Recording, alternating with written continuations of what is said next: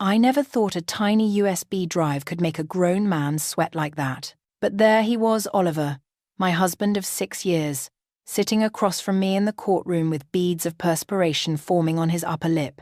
His expensive navy suit suddenly looked too tight. His solicitor kept leaning over to whisper urgently in his ear, but Oliver wasn't listening. He was staring at the small object I'd just placed on the table between us, a snowflake. A delicate, crystalline USB drive that caught the fluorescent lights and threw tiny rainbows across the polished wood. I'd chosen it carefully. Something beautiful to hold. Something ugly. Judge Thornbury adjusted her glasses and leaned forward slightly. She was a woman in her late 50s with steel-grey hair pulled back in a neat bun and eyes that looked like they'd seen every type of human behavior imaginable. Nothing much surprised her anymore, but even she seemed curious about the snowflake sitting there, so innocent and small. "Mrs. Ashford," she said, her voice crisp and professional. "You indicated you have evidence to present regarding the breakdown of your marriage?" I nodded. My hands were folded calmly in my lap, though my heart was hammering so hard I was certain everyone could hear it. I'd practiced this moment 100 times with Fiona. Stayed calm. Speak clearly. Don't let them see you shake. "Yes, Your Honour," I said. My voice came out steadier than I expected. "Everything is on this USB drive."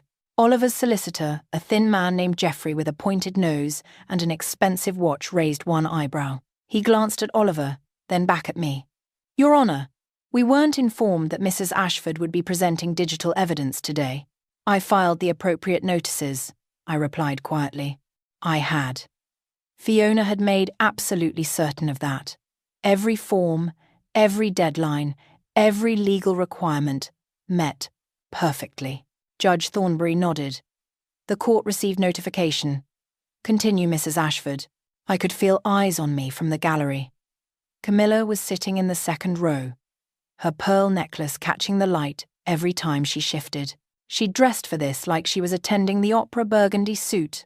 Perfectly styled blonde hair with just enough grey to look distinguished.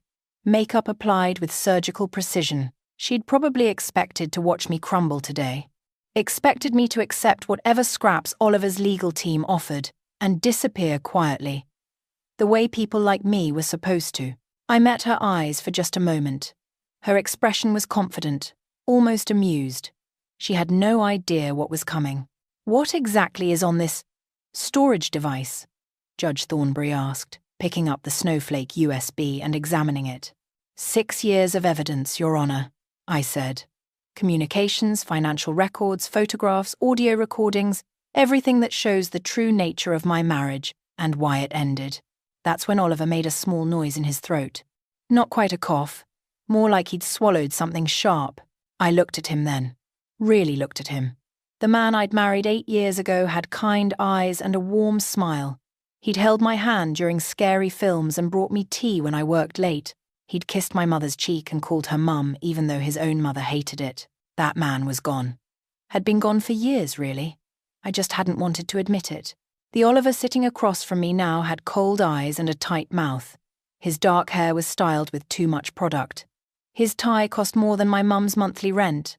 Everything about him screamed money and privilege, and the absolute certainty that he was better than everyone else, especially better than me. "Your Honour," Jeffrey said, standing up quickly. "We'd like to request time to review this evidence before—" "The evidence speaks for itself," I interrupted. I never interrupted people. The old Claire would have apologized immediately. But I wasn't the old Claire anymore. Judge Thornbury looked at me with renewed interest. "Go on." I took a breath. This was it, the moment everything changed. "On that USB drive, you'll find over 300 messages between my husband and his mother, discussing me. How I don't fit into their family. How I'm an embarrassment to them. How my background, my working-class background, makes me unsuitable to be an Ashford." My voice didn't waver. "Fiona would be proud. You'll also find evidence of 3 separate affairs my husband conducted throughout our marriage. Financial records showing he systematically moved our marital assets into accounts controlled by his mother, preparing for this divorce. And audio recordings of private conversations where they discussed how to ensure I'd leave this marriage with nothing." The courtroom had gone very quiet. Oliver's face had progressed from pale to grey. His hands gripped the edge of the table. Jeffrey was frantically scribbling notes, probably calculating how much damage control would be needed. But it was Camilla's reaction that satisfied me most. Her confident smile had vanished. She sat frozen, her perfectly manicured hands clutching her handbag like it might save her. "These are serious allegations," Judge Thornbury said carefully. She was looking at Oliver now, not me. "Mr. Ashford?" Oliver opened his mouth, closed it, opened it again. "Your Honor, This is... My wife has clearly taken private communications out of context. A marriage breakdown is emotional. People say things they don't mean. Did you say these things?" the judge asked simply. It's a yes or no question, Mr. Ashford." Oliver looked at Jeffrey desperately. The solicitor gave a tiny shake of his head. "Don't answer without counsel." I felt something shift inside me. For 6 years, I'd watched Oliver talk his way out of things, charm his way through problems, use his expensive education and family connections to smooth over any unpleasantness. He'd convinced me I was too sensitive when I complained about his mother's cruelty, too emotional when I questioned why he worked late so many nights, too insecure when I noticed how he looked at other women. But here, in this courtroom, he couldn't charm his way out. The evidence didn't care about his smile or his family name or his expensive suit. The evidence just was. "Your Honor," I said quietly. "There's more on that drive. Much more. Financial irregularities. Proof of systematic emotional abuse. Evidence that this divorce was planned and orchestrated to leave me destitute while my husband and his mother protected their assets." Oliver's hands were shaking now. Actually shaking. "Should I continue?"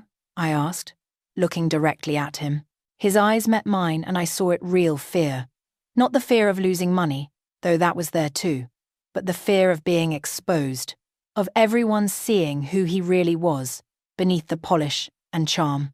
Jeffrey stood up so fast his chair scraped loudly against the floor. "Your Honor, we'd like to request an immediate recess. My client needs time to consult with me privately before..."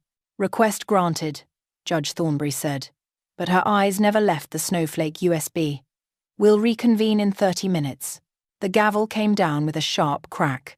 Everyone stood as the judge left. Oliver immediately turned to Jeffrey, speaking in urgent, hushed tones.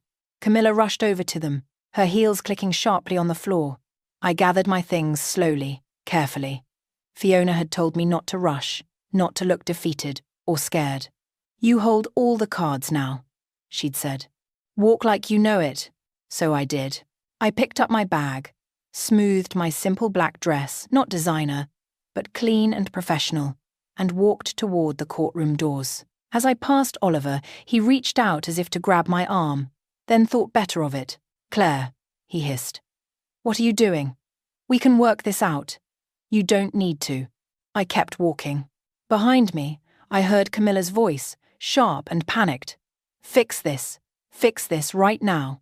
The courtroom doors closed behind me with a soft click. I stood in the corridor, my legs suddenly weak. I'd done it. Actually done it. The Snowflake USB was still sitting on the judge's desk, waiting to reveal every secret Oliver thought he'd buried. 30 minutes until the truth came out. I pressed my back against the cool wall and finally let myself smile. 8 years ago, I was standing in front of a canvas print of my own design work, trying not to fidget with the hem of my dress. The gallery was too fancy for me, all white walls and people holding wine glasses like they were precious objects. I'd only gotten the spot because my university tutor knew the organizer and had pushed hard for emerging artists to be included in the charity auction. Emerging artists was a nice way of saying, people who can't usually afford to be here. My section was in the corner, naturally. The main walls held paintings by established names, people whose work sold for thousands. My little corner had 3 prints of digital designs I'd created, priced at £50 each. Reasonable. Achievable. Not embarrassing. I was mentally calculating how quickly I could leave without seeming rude when he walked up. "These are brilliant," he said, and I thought he was talking to someone else. But when I turned, he was looking right at me, tall, dark-haired, with the kind of smile that made you want to smile back. He wore a grey suit that fit perfectly, and he held his wine glass like he'd been born doing it. "Thank you," I managed, certain he'd move on in a moment. He didn't. He leaned closer to examine the middle print, a design I'd done for a local cafe. All warm colours and hand-drawn elements mixed with digital precision. This one especially. There's something honest about it. Most design work tries too hard to be clever. This just is. I blinked. That's exactly what I was going for. "Oliver Ashford," he said, extending his hand. "Claire Hartley." His hand was warm, his grip firm but not aggressive. We talked for 20 minutes, then an hour. He asked real questions, not the polite small talk people usually did at these things, but genuine curiosity about my process, my influences, my goals. He listened when I answered. Actually listened.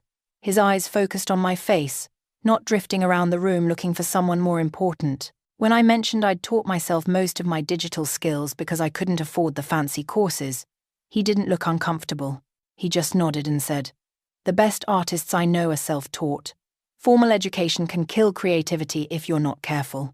By the end of the night, he'd bought all 3 of my prints. Not for £50 each, he paid $300 for the set, insisting they were worth it. "That's too much," I protested. "It's not nearly enough," he replied. "But it's what I have on me. May I take you to dinner sometime? I'd love to hear more about your work." I should have known then.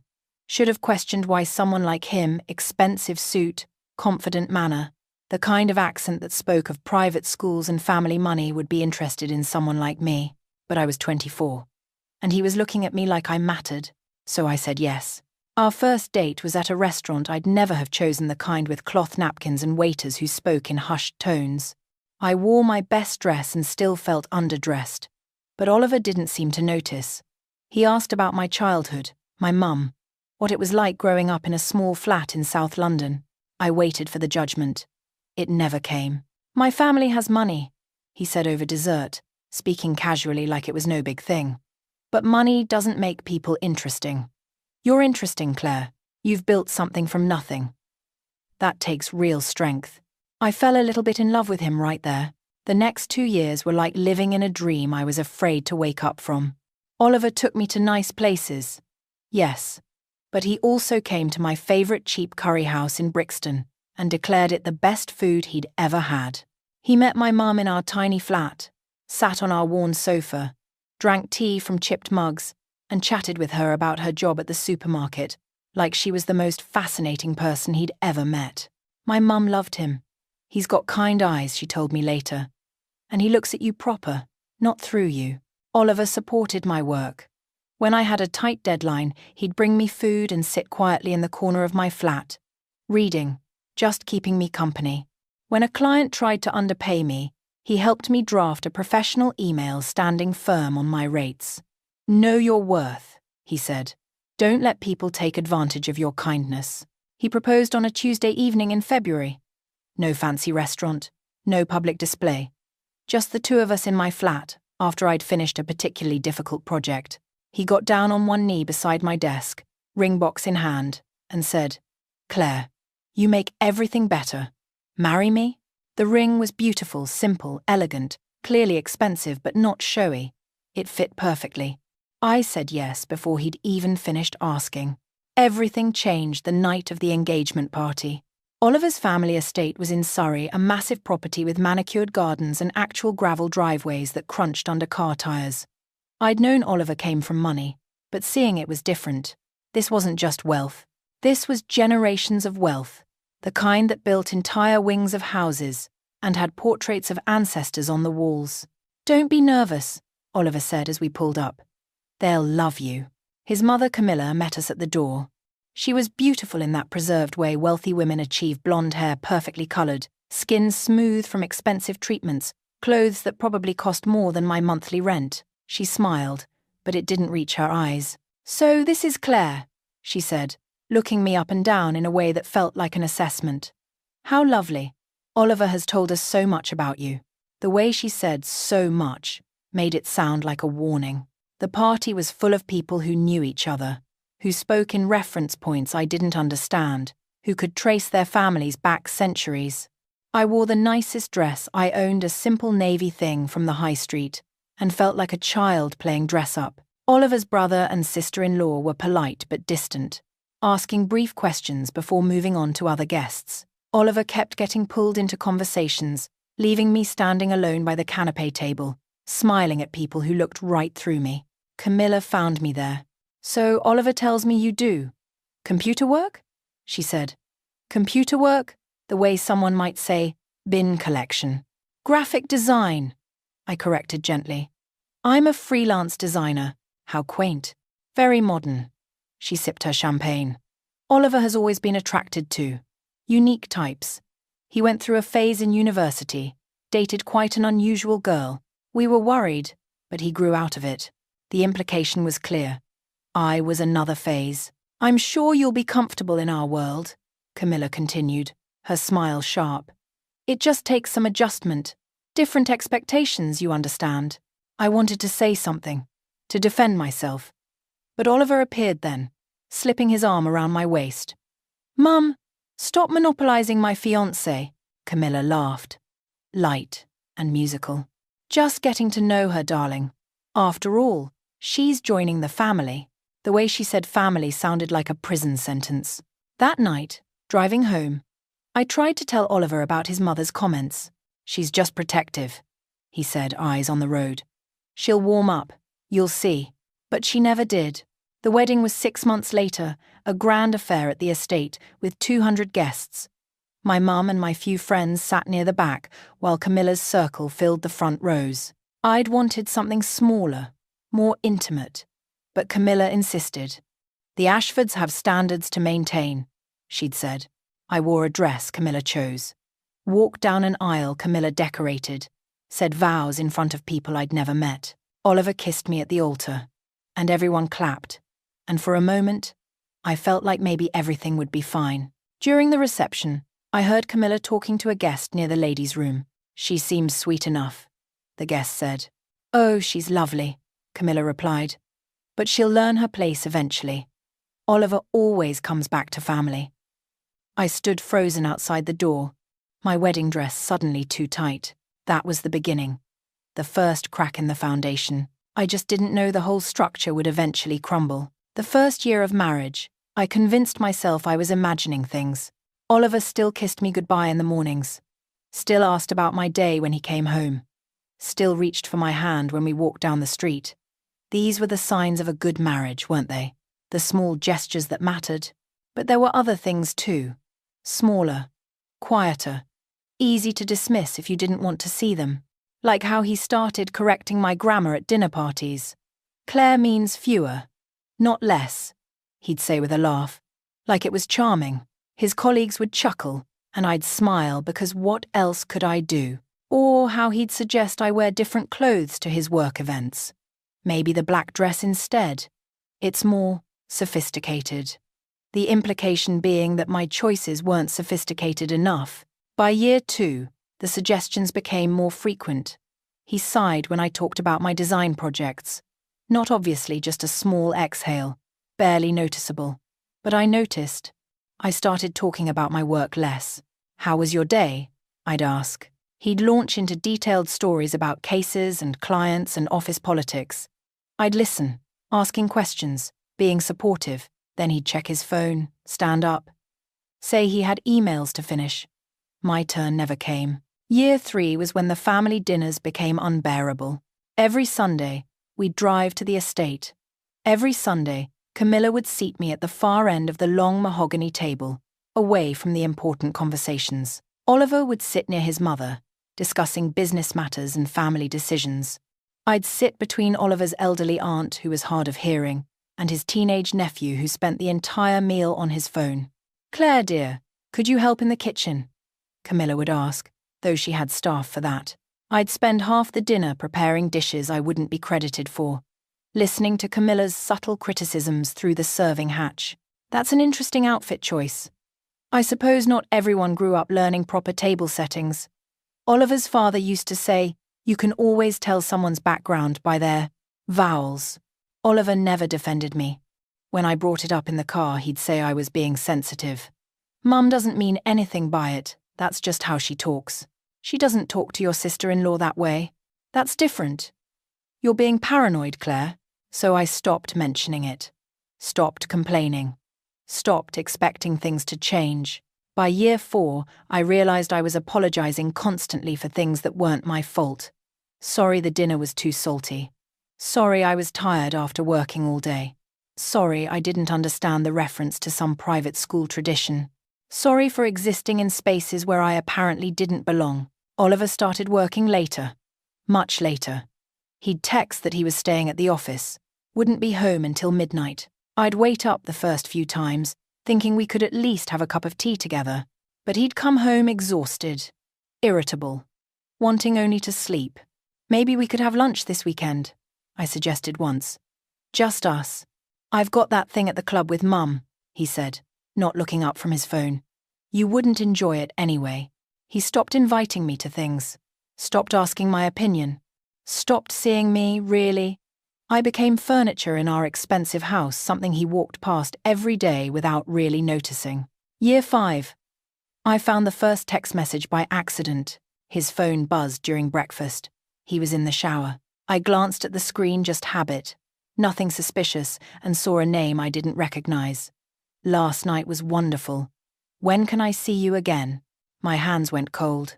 When Oliver came downstairs, I showed him. He barely blinked. That's from a colleague. We had a work dinner. She's thanking the group. It says, last night was wonderful and when can I see you again? That doesn't sound like a work dinner. Claire. He said my name. Like he was tired of me. Don't be ridiculous. You're reading something that isn't there. Then let me see the rest of the conversation. No. He snatched his phone. I'm not entertaining your paranoid fantasies. I have to go to work. He left. I stood in our kitchen, shaking. Wondering if I was crazy. I started paying attention after that. Little things. Lipstick on his collar that wasn't my shade. Receipts for restaurants on nights he claimed to be working late. The way he showered immediately when he got home, before even saying hello. When I asked, he had explanations for everything. The lipstick was from a colleague's greeting kiss at a party. The restaurants were client dinners. The showers were because he felt grimy from the commute. Maybe I was paranoid. Maybe this was just what marriage looked like after 5 years. Maybe I was the problem. Year 6 started with hope. New year, fresh start. I suggested we take a holiday together, just the two of us. Somewhere quiet where we could reconnect. I can't take time off right now, Oliver said. Big case coming up. What about a weekend? Just 2 days? Claire, why are you being so needy? We're married. We don't need to prove anything. So I focused on making our home nicer. I redecorated the sitting room, choosing colours I thought he'd like. When he came home and saw it, he frowned. It's very bright. I thought it might cheer the space up. Mum's decorator friend could have done something more tasteful. This looks like something from a catalogue. It was from a catalogue. Because I'd paid for it with my own money. Money I'd earned from the clients Oliver no longer asked about. Then came December. Christmas month. Usually stressful, but I decided to make it special. I'd create the perfect Christmas Eve dinner. Show Camilla that I could do this, that I belonged. I spent days planning the menu. All of Camilla's favourites, dishes she'd mentioned liking over the years. I bought the best ingredients I could afford. I decorated our house with fresh greenery and candles, making everything warm and inviting. Oliver barely noticed. Looks nice, he muttered, glancing around before returning to his laptop. December 24th arrived cold and bright. I'd been cooking since dawn. The house smelled of roasted meat and spices. The table was set with our wedding china. Everything was perfect. Oliver's family arrived at 7. Camilla swept in wearing burgundy silk, her critical eyes scanning the room immediately. How festive, she said, in a tone that suggested it wasn't. Oliver's brother and sister-in-law, his aunt, his 2 cousins, they all filed in, polite but distant. I took coats, offered drinks, tried to be the perfect hostess. Dinner began. I'd worked so hard on every dish, but the compliments were thin and mechanical. Very nice. Quite good. Nothing more. I tried to join the conversation. They were discussing some scandal involving a mutual friend. I asked a question just trying to participate, and Camilla spoke over me, directing her answer to Oliver's sister-in-law instead. It happened 3 more times. I'd start to speak, and someone would interrupt, redirecting the conversation away from me. It was like I wasn't there, like I was a ghost at my own dinner table. After the main course, I brought out dessert, a complicated chocolate torte I'd spent hours perfecting. Camilla took 1 bite and set down her fork. "Shop bought?" she asked sweetly. "No, I made it." "Oh, it tastes rather commercial." The table went quiet. Oliver said nothing. Just cut another piece of his own dessert, eyes on his plate. I started clearing dishes, needing something to do with my hands. In the kitchen, I stacked plates carefully, my hands trembling slightly. Through the doorway, I could hear their voices continuing without me. Then, Camilla's voice rose slightly, clear and carrying. "You really should have listened to me, darling." I pressed my back against the kitchen counter, holding the plates so tightly my knuckles went white. Camilla was still talking in the dining room, her voice floating through the doorway like poison in the air. "I told you she wasn't right for this family. But you wouldn't listen. You never listen when it comes to these things." Oliver murmured something I couldn't quite hear. My heart was pounding so hard I thought it might crack my ribs. I should walk away, go upstairs, not listen to this, but my feet wouldn't move. "She tries, I suppose," Camilla continued. "But breeding will always show. Or, in her case, the lack of it. You can dress them up, teach them which fork to use. But they'll always be what they are underneath." Someone laughed. A small, uncomfortable sound, but still a laugh. I set the plates down carefully and walked toward the dining room. Not running, not storming, just walking. Steady and quiet. When I reached the doorway, I stopped. They didn't notice me at first. Oliver was nodding at something his mother had said. His brother was refilling wine glasses. His sister-in-law was checking her phone. Then Oliver spoke, and his voice was clear. Too clear. Every word a knife. "You embarrass me, Mum was right. You were always below us." The world stopped. I must have made a sound because everyone turned to look at me. The plates I'd been holding weren't in my hands anymore. I'd set them down. When? I couldn't remember. Camilla's face showed no shame, no guilt. If anything, she looked satisfied, like she'd been waiting years to have this said out loud. She smiled at me. Actually smiled. "My son deserves someone classier." 6 years. 6 years of biting my tongue, of accepting small cruelties, of telling myself I was being too sensitive. 6 years of shrinking myself smaller and smaller, trying to fit into a space that was never meant for me. My chest felt empty. Not broken, just hollow. Like someone had reached in and scooped out everything vital and left only air behind. Oliver was looking at me with irritation now. Not guilt, not regret. Irritation. As if I'd ruined his evening by having the audacity to overhear what they actually thought of me. "Claire," he started. I held up one hand. He stopped talking. I removed my apron slowly, folded it with careful precision, and placed it on the kitchen counter. Then I walked upstairs to our bedroom. Behind me, I heard murmured voices, then laughter. They'd moved on already. Of course they had. I sat on the edge of our bed in the dark. The bed we'd shared for 6 years. The bed where I'd cried quietly so many nights, careful not to wake him. The bed where I'd felt more alone than I ever had sleeping by myself. My phone was in my pocket. I pulled it out, stared at the screen for a long moment, then dialed. Fiona answered on the second ring. "Claire, you okay? Isn't it Christmas Eve dinner tonight? I need your help," I said quietly. My voice sounded strange, distant, like it was coming from very far away. "What happened?" "I need evidence. Everything. Every text, every email, every bank transfer, every lie. I need it documented so thoroughly that there's no way out." Silence on the other end. Then, "Are you sure? Because once we start this, there's no going back." I thought about Oliver's face when he said those words. The casual cruelty. The complete lack of remorse. "I'm sure. I'll be there Boxing Day. We'll need a few days minimum. Can you hold on that long?" "Yes." "Claire, whatever happened tonight, you didn't deserve it. I ended the call before I could cry. Downstairs, I heard them leaving. Car doors slamming, engines starting, Oliver's voice calling goodbye. Then the front door closed and the house went quiet. He didn't come upstairs, not for hours. I heard him in the sitting room, television on, the clink of a glass, having a drink, relaxing after dinner with his family. I lay on top of the covers, fully dressed, staring at the ceiling. Around midnight, he finally came to bed. He moved around the room quietly, whether to avoid waking me or because he simply didn't care. I couldn't tell. He climbed into bed, turned away from me, and within minutes was breathing deeply, asleep, peaceful, unburdened. I stared at his back in the darkness and felt nothing. The next morning was Christmas. We opened presents like actors in a play. He gave me expensive perfume the brand Camilla wore. I gave him the first edition book I'd saved for months to buy. He glanced at it, said cheers, and set it aside. We ate breakfast in silence. He checked his phone constantly. I watched him, and wondered how I'd ever loved him. "I'm going to the club later," he said, not looking up from his screen. "Mum's organised a Boxing Day lunch thing." "Of course she has." He finally looked at me. "What's that supposed to mean?" "Nothing. It means nothing."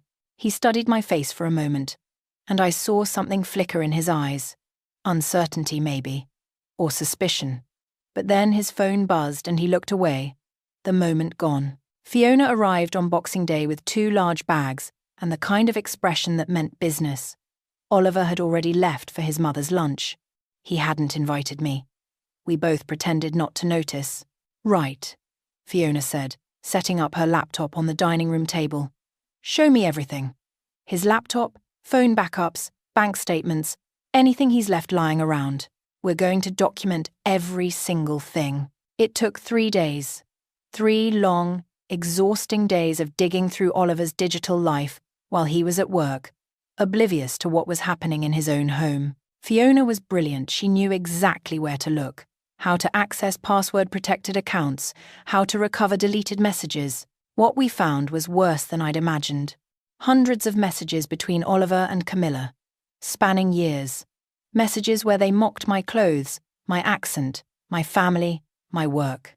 Messages where Camilla sent money with notes like, "For tolerating her this month," and "Compensation for your patience." 3 affairs. Not 1, 3. Women from his office, from his social circle. Women Camilla knew about. In one email, Camilla actually encouraged it. "The girl from litigation is much more suitable. Well-bred family. Her father is a high court judge." After a quiet divorce, naturally. They'd been planning this. Planning to discard me.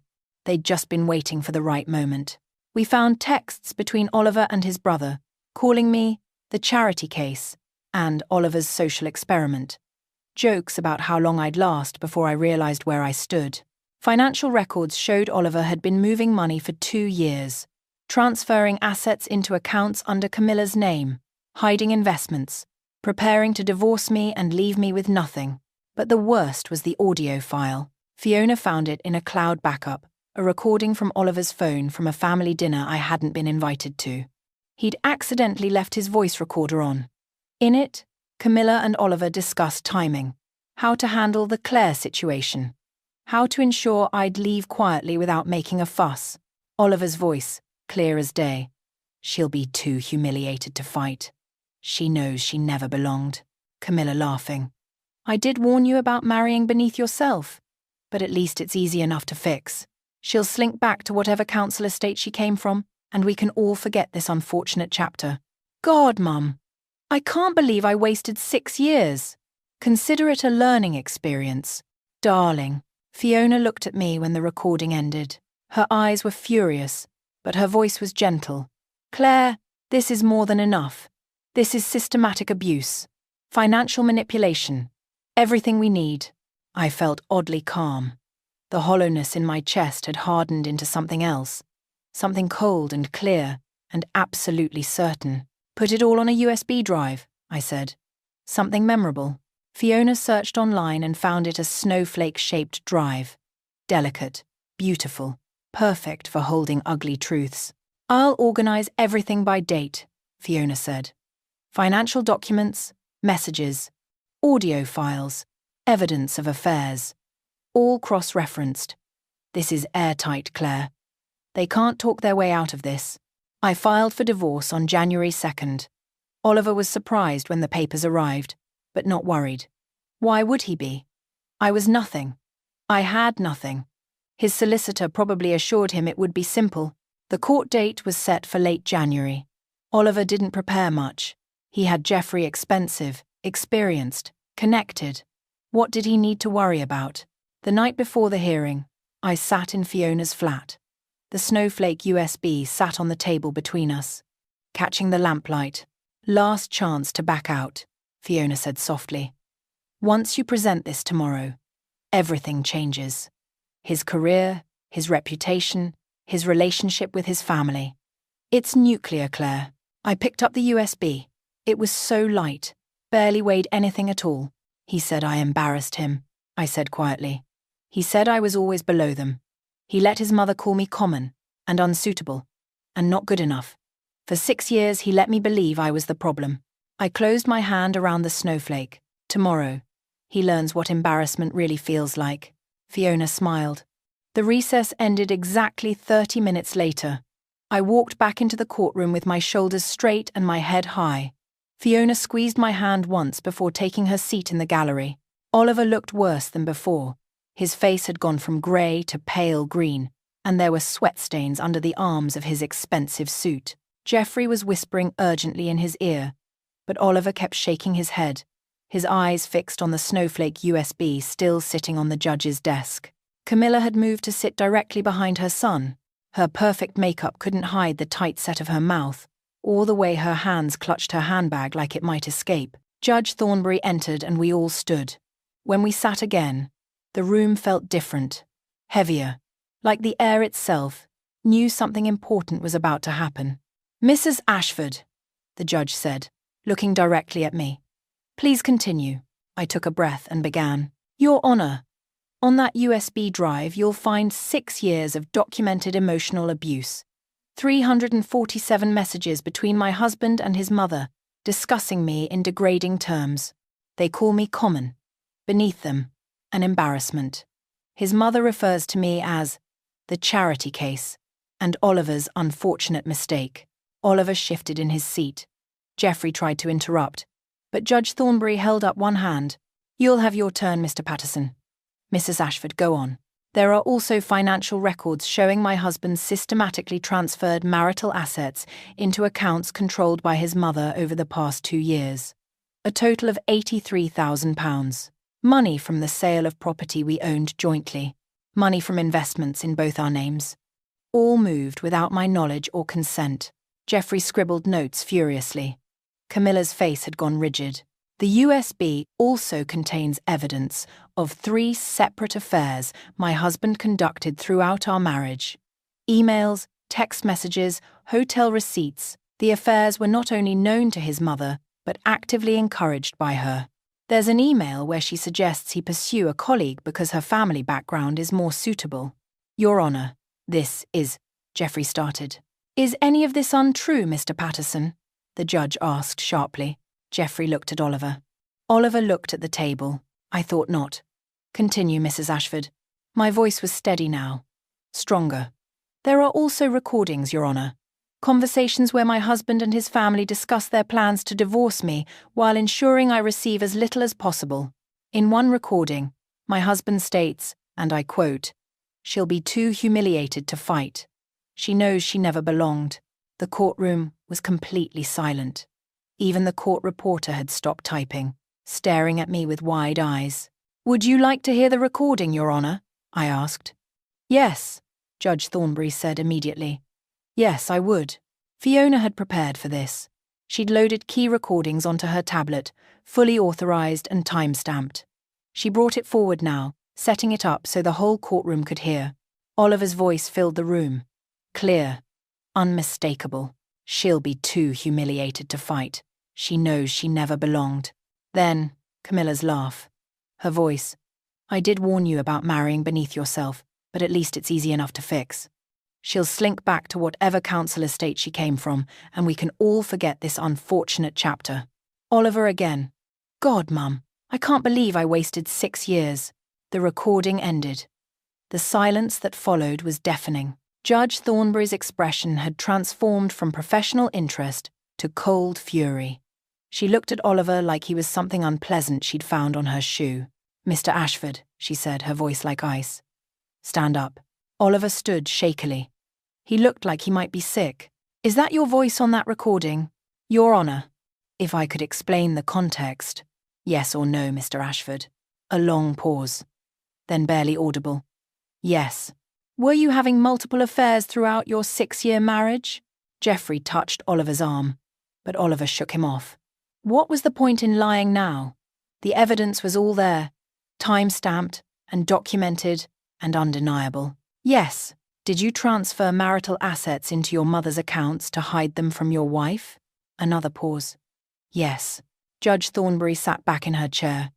Mr. Patterson, does your client have anything to say in his defence? Anything at all that might explain this level of calculated cruelty? Geoffrey stood. He was a good solicitor, expensive for a reason. He tried. He talked about the stress of a breaking marriage, about how people say things they don't mean in private, about how financial arrangements were simply prudent planning, but his heart wasn't in it. Even he could hear how hollow the words sounded. Judge Thornbury let him finish, then turned back to Oliver.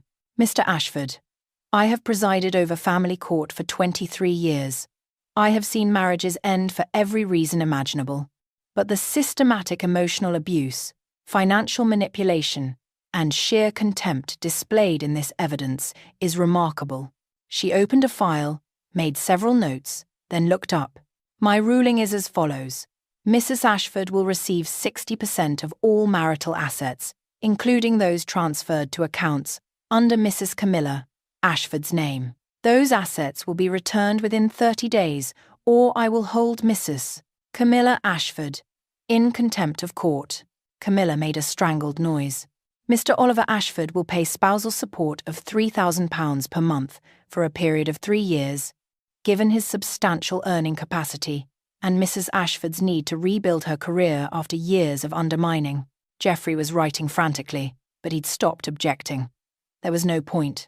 Furthermore, the judge continued, I am referring the financial irregularities documented in this case to the Solicitors Regulation Authority. Moving assets to avoid divorce settlements may constitute fraud, and as an officer of the court, Mr.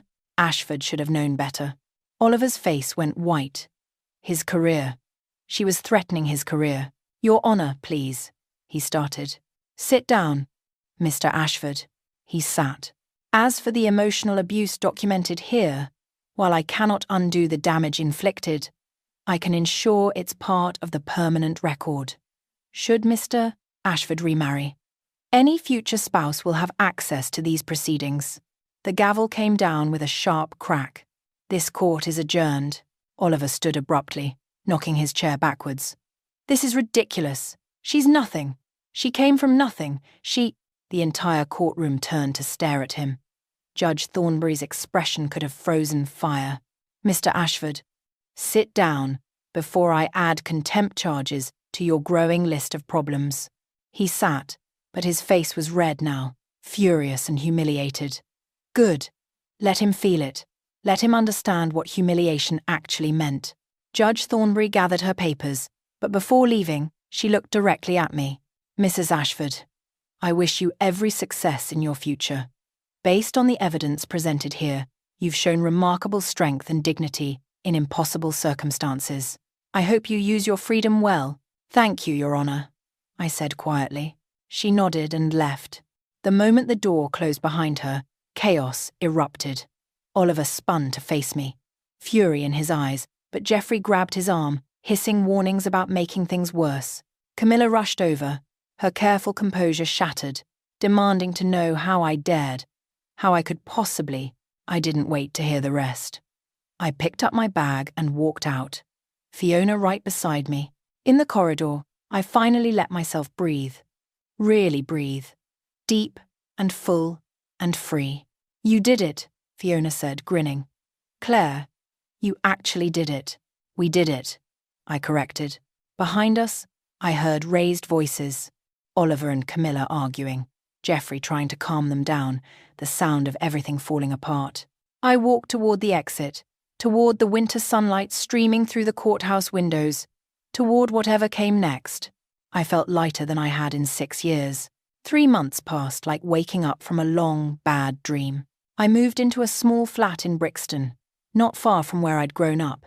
It had big windows and creaky floors and absolutely no memories of Oliver in any corner. I painted the walls bright colours, yellows and blues that Camilla would have hated.